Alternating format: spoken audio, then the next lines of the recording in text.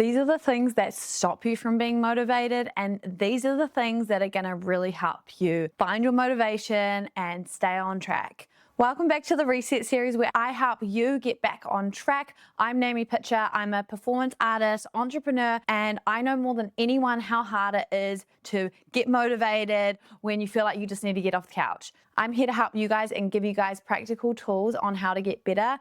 You might be thinking, oh, wow, is it going to be this easy? Am I just going to get some simple things that are going to really help me? It's actually a lot harder than that. So I'm going to give you some techniques that are going to make it feel really easy and things that I do personally that really help me stay on track. I spent years procrastinating and not achieving anything. And over the last 9 years, I have built myself so much. I built multiple careers side by side. I've built businesses. I have taken myself around the world. And now I know for sure that these are the things that work and these are the things that are going to work for you. Busy woman walking down the street. How do we stay motivated? That's the hard thing about motivation is that you are not always going to be motivated. No one is. So first of all, you need to start identifying your patterns. What makes you demotivated? What makes you slip off the track? Once you've noticed these patterns, then you can start to be like, okay, when you're drinking, when you get injured, maybe when you've been traveling, or maybe an addiction to your phone, to your screens, to some sort of substance, and that can really get you off the track. You need to cut back on things that are going to be affecting you in these patterns, and that is going to make the most massive difference in the world. You need to take your time to work out what your own personal things are and then write them down, take note of them.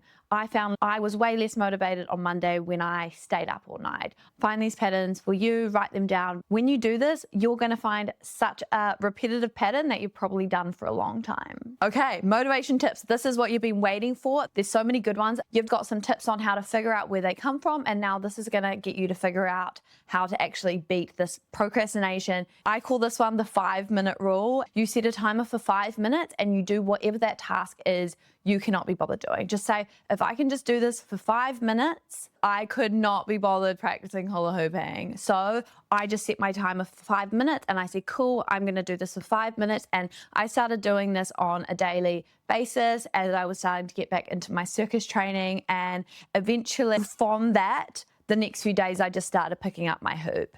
When you do this with your own computer work, when you do this with cleaning the house, 5-minute timer, just get as much done as you possibly can and then stop when you're done. Do this for the gym, incorporate this 5-minute rule into your daily life now, and it is gonna make such a big difference. You're probably thinking, oh, but how am I supposed to get the motivation to even do this 5? Don't. Put the timer on, start, and you'll see the results. Tip number 2, breaking the task down into smaller pieces. I like to call this cake size. So instead of thinking about the whole task you need to complete, you can think about it in little, small bite sizes. For instance, if you're looking at cleaning the house, you say, clean the toilet, clean the shower, and these can all be different things, and you could just start with one room of your house. This is gonna make them nice bite-sized pieces that you can manage. Write these small tasks down on a notebook, on a whiteboard, making sure you're writing them down. Tip number 3, change your environment.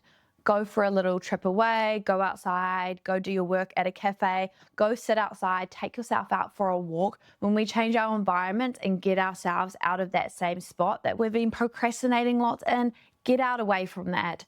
Don't sit on the couch. Get off that space that keeps causing you to procrastinate, because if you're used to sitting on your couch looking at your phone, that means that's what's programmed into your brain over and over and over, that this is where I sit on my phone. So move yourself into another space, setting up different areas of the house, different areas outside for you to do different things. You might have one area for meditation. You might have one area for relaxing. You might have a cafe that you go to do all your admin work. You're probably thinking, oh, well, that just sounds so easy. That's not gonna work for me. I've tried. But all you can do is try again. Try again. I believe in you guys. Momentum beats motivation every time. What's in motion stays in motion. So when we keep going, as soon as you get home from work, don't think about sitting down and relaxing. Actually, go straight to the gym, relax after. I know life can feel so heavy and so hard, and I think with everything going on in the world, it is easy to procrastinate and lose our motivation even more. One little step each day is going to lead you to really great results in the end.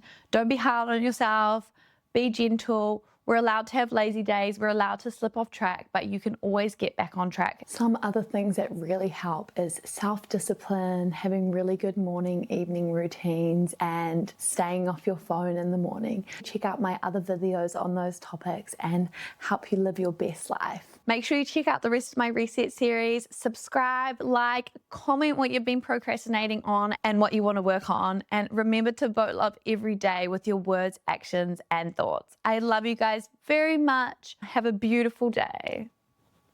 Yeah, we got this, we got this, we got this.